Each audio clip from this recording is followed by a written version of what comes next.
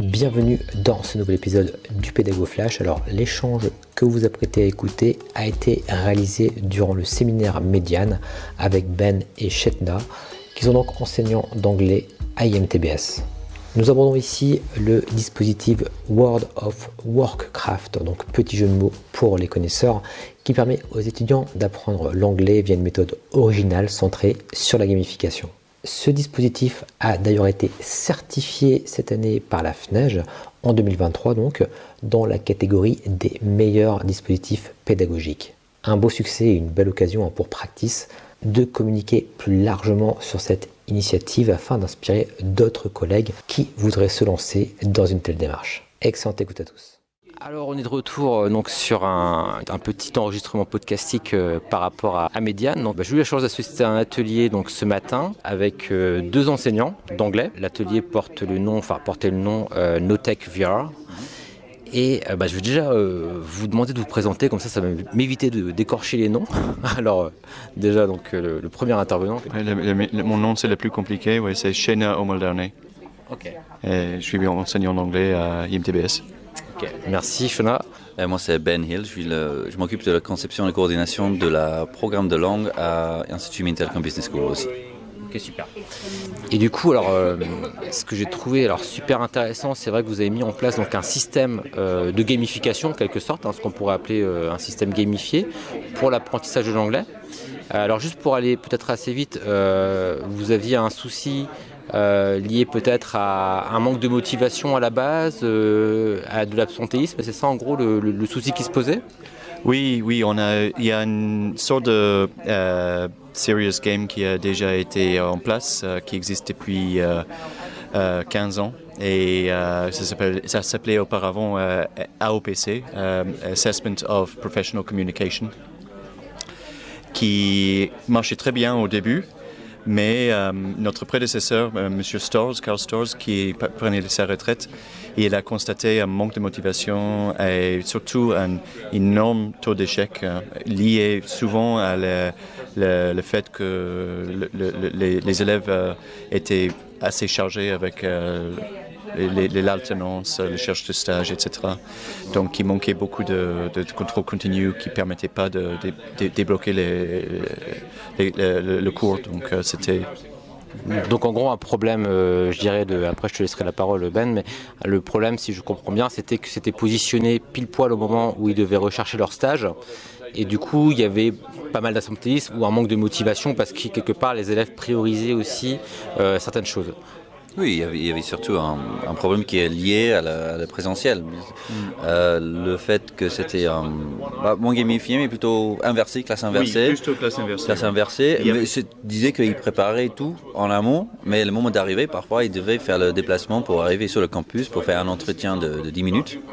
S'ils avaient un moment dans la semaine qu'ils allaient passer un entretien d'embauche pour leur future carrière, c'était forcément, ils allaient sâcher ce cours-là. Et donc, mais par contre, ça engendrait le problème de validation des crédits et potentiellement une prolongation de scolarité, qui bien sûr, c'est pas souhaitable. Donc un point très important, tu l'as déjà un petit peu abordé, donc c'est que votre dispositif est totalement distanciel en fin de compte. Et ça, c'est quelque chose, je trouve, d'assez innovant en quelque sorte. Donc est-ce que, pour résumer un petit peu globalement, peut-être pour une personne qui souhaiterait vraiment avoir une image limpide de ce que vous proposez, vous pouvez me résumer un petit peu le dispositif, ce que vous faites, vous le direz avec des mots peut-être plus précis que les miens. Ben, peut-être. Je dirais que au début, les étudiants sont jetés dans un jeu de rôle. On l'annonce que cette fois, pendant cette cours, ils vont prendre le rôle d'un professionnel, un jeune diplômé. Ils vont prendre le rôle d'un jeune diplômé qui est obligé de chercher un travail, décrocher un travail, intégrer dans une équipe, impressionner ses collègues. Et c'est tout un univers gamifié. La plupart des exercices qu'ils peuvent faire, c'est un entraînement qu'ils peuvent faire en ligne pour certaines tâches clés. Ces tâches clés, ce sont de combat de boss, qu'on dit dans le gamification, sont accessibles à tout moment depuis les plateformes en ligne. Tout est fait par Moodle. Donc c'est tout à fait accessible. Et à travers de ces séries d'entraînement et ces boss fights, ils gagnent des points, et des points se traduisent dans le niveau, et le niveau, ça reflète la note à la fin du parcours. D'accord.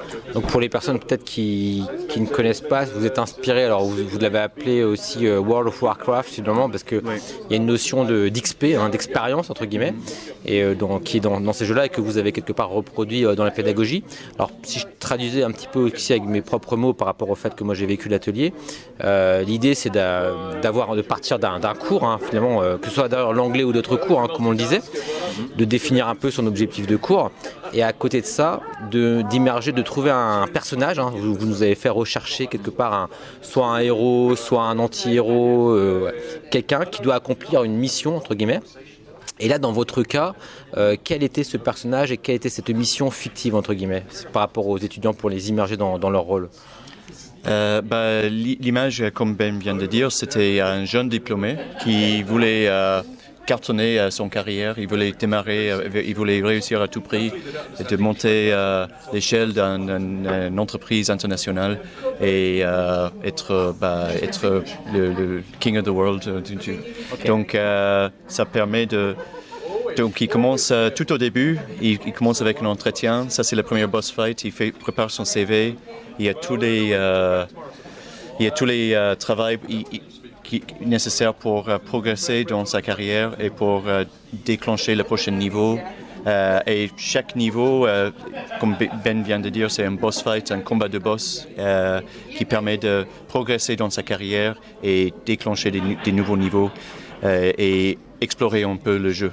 Voilà. Ce qu'il faut comprendre effectivement, c'est que finalement les combats de boss sont obligatoires. Donc il y a des étapes obligatoires quand même. Ils ne sont pas totalement livrés à eux-mêmes. Et à chaque fois, avant les combats de boss, ils ont ce qu'on appelle, vous l'appelez comment, des phases préparatoires, c'est ça, des exercices, des tâches d'entraînement. Des tâches d'entraînement, voilà.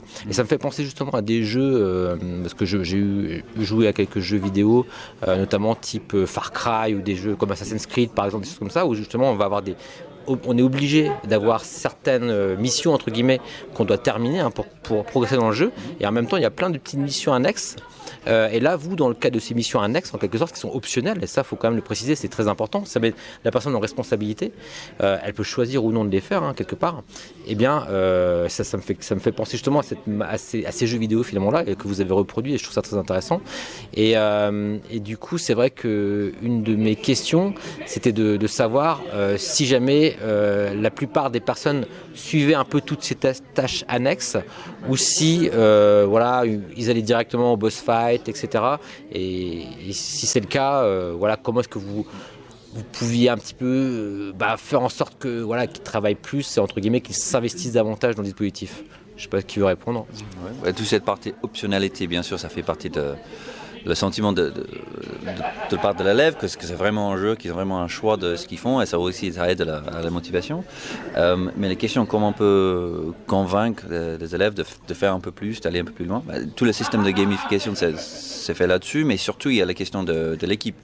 Parce que même s'ils sont un peu en compétition, ils gagnent des points, ils sont un peu en compétition contre eux-mêmes d'évoluer, mais ils sont aussi, vu qu'il y a des points, il y a aussi le leaderboard qui peut se comparer pour dire ici ils sont plus gros ou plus bas que les autres, mais aussi en même temps en équipe.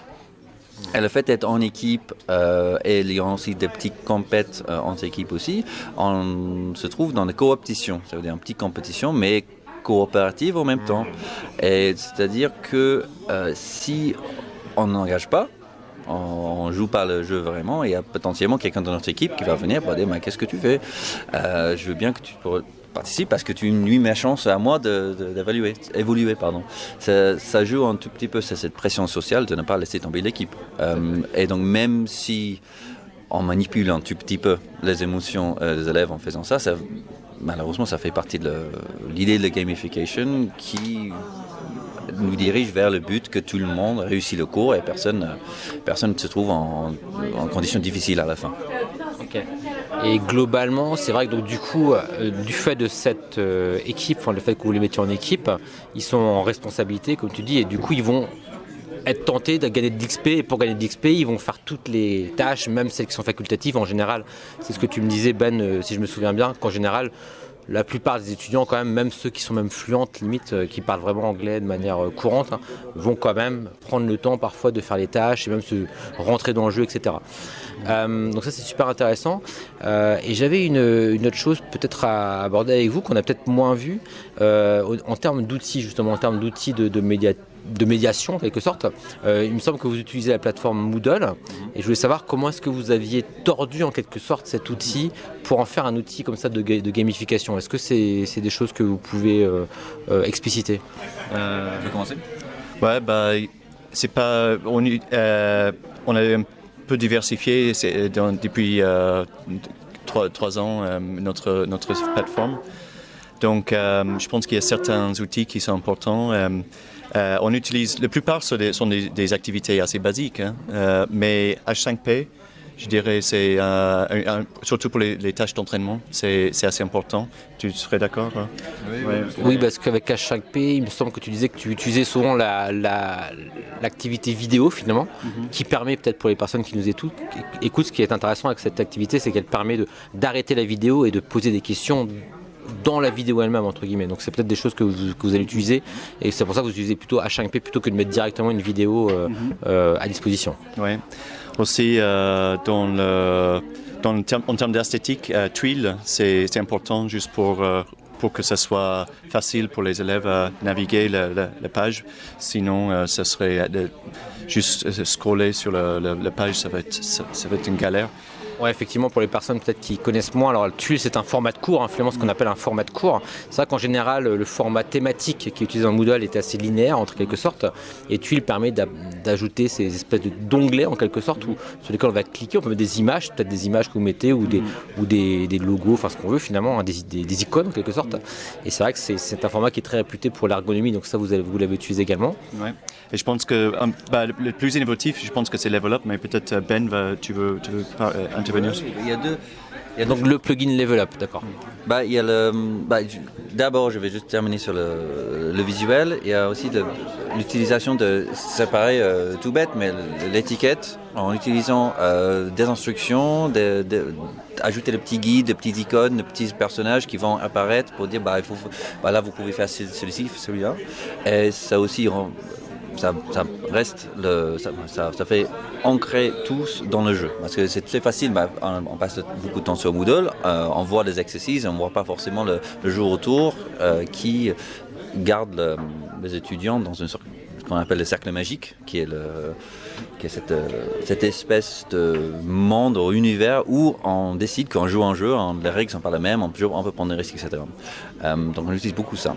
Mais le Level Up, c'est un plugin pour Moodle qui n'est pas très cher d'ailleurs, mais ça nous permet de paramétrer un nombre de conditions, beaucoup de conditions, pour à quel point les étudiants peuvent gagner les points. Dans quelles conditions ils gagnent des points? Ça veut dire que s'ils atteignent un score minimum pour un exercice, ils gagnent un certain nombre de points, ou paramétrer pour que ça soit prorata en fonction de la résultat d'une activité, ils gagnent un certain nombre de points.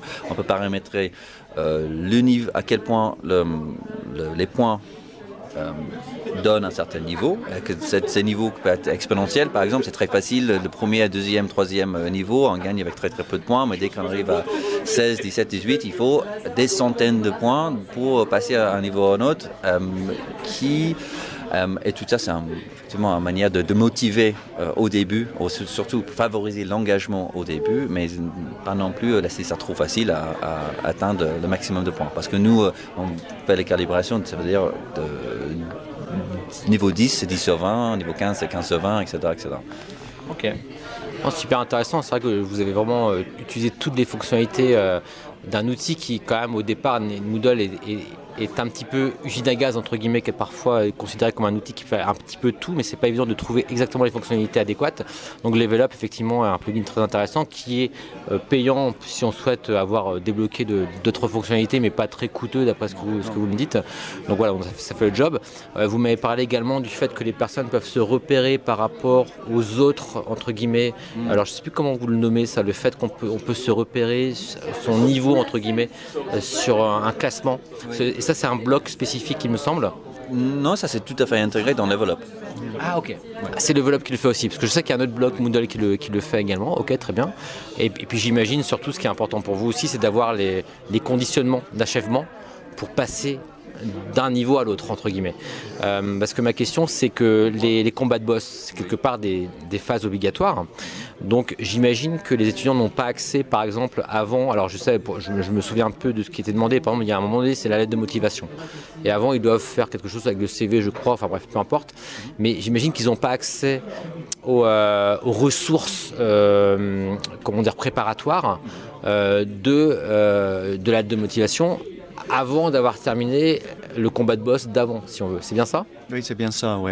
Oui, juste comme dans les jeux vidéo, pour passer au prochain niveau, il faut d'abord vaincre le dragon ou sauver la princesse pour débloquer la prochaine étape.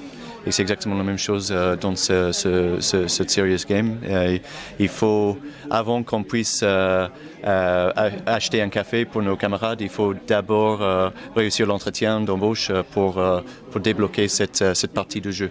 Donc oui, il y a une sorte d'exploration, mais c'est un peu pour encourager nos élèves, si tu veux encore explorer le jeu, il faut d'abord réussir le boss fight. Est-ce que vous avez une barre de progression également dans le jeu, enfin dans le cours entre guillemets, ou le jeu, dans le sens est-ce qu'on est à 50%, 80%, 90% ou pas? Si, il y a dans chaque niveau, c'est toujours dans le level up, effectivement, c'est marqué combien de points qu'il faut pour aller à la prochaine étape. C'est aussi visible à n'importe quel moment, dans quel niveau on se trouve. Il y a dans chaque tuile, c'est une des fonctionnalités de tuile de base, de marquer combien de pourcentage on a réussi cette tuile, et chaque tuile dans cette manière de visionner le Moodle. Ça nous montre tout de suite à quel point si on a déjà terminé, si on a le droit de l'utiliser ou pas. Et après on utilise s'appelle completion status, quelque chose comme ça, qui est juste quelque chose de visuel de tout le cours qui montre ce qu'on a déjà fait, ce qu'on a réussi de faire, qui est en attente d'être noté, etc., etc. Ça c'est un bloc qui est aussi tout C'est un bloc qui est par défaut dans Moodle peut-être. Je pense que c'est par défaut, oui. Mais c'est peu servi. Hein. Les profs, ils oublient souvent que ça peut être utilisé. Et il me semble que vous parlez également d'Intelligent Board. IntelliBoard, d'accord, IntelliBoard. Ok, qui est également un plugin qui, lui, je crois, est payant également, peut-être, je ne sais plus trop. Ça, je ne sais pas, mais je sais qu'à Évry, on en utilise et ça permet... Ça permet de voir à quel point les nombres de connexions, le nombre de connectivités des élèves, quel type d'activités sont plus utilisées. Donc ça donne énormément de données pédagogiques, des points pédagogiques qui permettent de voir quelles sont les activités qui ne marchent pas. Donc c'est ce qu'on appelle les Learning Analytics, effectivement, Learning Analytics. Ok, super intéressant. Alors c'était l'aspect très techno, parce que je suis très intéressé par ces aspects-là. Mais peut-être pour revenir un peu sur le côté préparation du cours, qu'est-ce que vous conseilleriez à un enseignant qui veut se lancer là-dedans? Ce serait quoi les étapes entre guillemets? Voilà, moi je suis prof, admettons, je fais un cours, j'en sais rien, moi sur l'apprentissage, comment faire de la vidéo par exemple, et je me dis tiens, je vais le gamifier, je vais faire quelque chose totalement à distance, un petit peu en m'inspirant de ce que vous avez fait. Par quoi je commence? Par où commencer? C'est plutôt invertir la manière dont on pense un cours. Souvent, on donne un cours, on veut former un savoir, un savoir-faire, un savoir-être, et c'est implicite dans le cours, qu'est-ce qu'on veut devenir après. Donc le but de ces cours, bien sûr, tout le monde a compris, c'est devenir un acteur dans le monde après. Mais nous, on veut inverser ça. Vous avez déjà parlé de le rôle que potentiellement, avec ses acquis, quel rôle l'étudiant va pouvoir occuper, va pouvoir faire. Et en prenant ce rôle-là, on peut créer un scénario, on peut ajouter un petit pincé de folie, un petit brin de folie pour ça devient pas seulement je veux être un ingénieur dans l'informatique, mais ajouter quelque chose autour qui scénarise un tout petit peu, ça donne quelque chose de plus motivant. Ça peut être bon, je sais pas. Je veux devenir le hacker le plus célèbre du monde, par exemple. Je veux pour sauver des Ukrainiens de la Russie qui sont en train d'envahir, sans entrer trop dans la politique. Mais oui, dans l'idée que sauver le monde, c'est bien plus fun de dire je vais hacker le. C'est ce que tu parlais d'embodiment, le fait qu'on est dans le personnage, du coup beaucoup plus investi quelque part. Ouais. Et déjà, si on commence là-dessus, on est tout de suite dans le savoir-faire. Et c'est quoi la tâche clé que cette personnage va devoir faire pour être pour cette personnage. Et encore, on est tout de suite dans le savoir-faire. Et le savoir-faire, l'avantage, c'est très concret, c'est très facile à comprendre. Oui, bien sûr, je veux pouvoir faire ça, je veux pouvoir. Et du coup, toutes les tâches clés, comme tu dis, ça va être les combats de boss. C'est tout à fait ça, oui. Ok, donc une fois qu'on a défini ces combats de boss, ces tâches clés, ensuite on va définir des ressources. Est-ce que du coup c'est plutôt des connaissances au niveau des ressources d'entraînement, entre guillemets, et les combats de boss, ce seraient des compétences? Ce serait comme ça ou pas? Ah oui, oui, je suis plutôt d'accord avec cette définition, oui. Les tâches d'entraînement sont juste exactement comme dans un bon jeu vidéo qui vous permet de savoir qu'est-ce qu'il faut faire pour battre le boss. Et donc oui, des tâches d'entraînement permet on peut théoriquement passer le boss fight tout de suite, mais si on veut le faire bien, il vaut mieux passer par la tâche d'entraînement pour justement anticiper quelles sont les compétences nécessaires pour battre le boss, pour sauter au niveau au-dessus. Ah, c'est super intéressant, mais je pense que du coup, à mon avis, ça éclaire bien sur la manière d'organiser. Et peut-être un dernier aspect que je voulais voir avec vous rapidement, c'était plutôt au niveau institutionnel maintenant, pour terminer un petit peu ce podcast. En fait, j'ai cru comprendre que ça concerne tout le département d'anglais finalement de votre école, c'est-à-dire il y a beaucoup d'enseignants qui sont engagés dans ce dispositif, tout à distance encore une fois, ou est-ce que c'est simplement une partie des enseignants et comment ça s'est passé pour quelque part que tout le monde prenne part à ce projet? C'est uniquement pour les enseignants en troisième année. Parce que déjà pour l'enseignant, ça se passe en troisième année, quand tous les élèves sont déjà dans leur master respectif, dans leur spécialité respective. Et c'est aussi un des moteurs pour lequel on voulait organiser comme ça. Comme ça, on peut différencier les élèves, le vocabulaire qu'ils apprennent par rapport à leur spécialité à eux, que ce soit dans le management, dans l'ingénierie, dans la sécurité informatique, etc. Mais dans la troisième année, effectivement, il y a entre 10 et 12 professeurs qui enseignent ce cours. Mais sauf le mot enseignant, c'est pas vraiment apte dans ce cas-là, parce que l'enseignement, vu que l'enseignement est fait par l'élève, qui est choisi par l'élève, qui fait ça de manière différente, c'est pas tout le monde qui suit le même cours en même temps. Il peut suivre cette cours la nuit, le jour, sur le train, n'importe où. Le travail du professeur, c'est plutôt le travail de mentorat, de dire vous allez aller où, qu'est-ce qu'il faut faire, c'est quoi le prochain deadline. Pour réussir ce truc-là, il faut potentiellement regarder cette tâche d'entraînement ici et là. Attention, il faut bien remplir cette partie de contrat pédagogique pour ne pas arrêter le cours. Donc ça peut être parfois un peu frustrant pour le prof parce que c'est vraiment un changement de position. Ils sont plutôt à campagne. Et bien sûr, ils vont noter tous les combats de boss, ils vont surtout donner le feedback. En fait, quelque chose qu'on n'a pas encore abordé, qu'on n'a même pas abordé ce matin, c'était tout le feedback qui est donné par les mentors, par le professeur. Ça, c'est censé être récolté par les élèves pour aussi faire un dernier boss fight qui est le performance review. C'est-à-dire qu'ils vont prendre tout ce truc-là pour essayer de faire un sorte de résumé de tout ce qu'ils ont appris, tout ce qu'ils n'ont pas appris, tout le feedback qu'ils ont eu, de faire OK, je pars de cette école, je vais pour mon diplôme, mais qu'est-ce que je sais faire, qu'est-ce que je ne sais pas faire à ce stade-là, pour au moins savoir potentiellement le point fort, le point faible, en allant dans le vrai monde du travail. Okay, très bien. Parfait. Ce qu'il faut peut-être préciser également, c'est que même si c'est à distance, il y a quand même des temps synchrones, surtout au début du projet, qui vont, si je me rappelle bien, permettre d'expliquer comment fonctionne le jeu finalement aux élèves, et également de créer les équipes et de faire du team building pour qu'ils soient aussi très investis dans leur équipe, en gros, si j'ai bien résumé. Non, en tout cas, top. Je pense qu'on a à peu près fait le tour de la question. Peut-être juste pour terminer, est-ce que vous auriez des ressources comme ça de tête? Je ne sais pas si c'est... Parce que là, on enregistre un peu ce podcast sans forcément avoir des notes auprès de nous. Mais est-ce que de tête, vous vous rappelez peut-être d'ouvrages, de documents intéressants à consulter pour justement, si les personnes veulent en savoir plus? Moi, j'en ai deux. Et c'est surtout mes deux inspirations primaires. Mais malheureusement, ils sont tous les deux en anglais. Oui. J'espère que aussi les gens qui écoutent ces podcasts s'y prêtent. Il y avait un cours sur le gamification sur Coursera qui est fait par le Wharton School aux États-Unis, qui est très très bien. Franchement, ça t'amène vraiment les grands axes, aussi les problèmes potentiellement avec la gamification, qu'est-ce qu'il faut faire, qu'est-ce qu'il ne faut pas faire, les problèmes potentiels.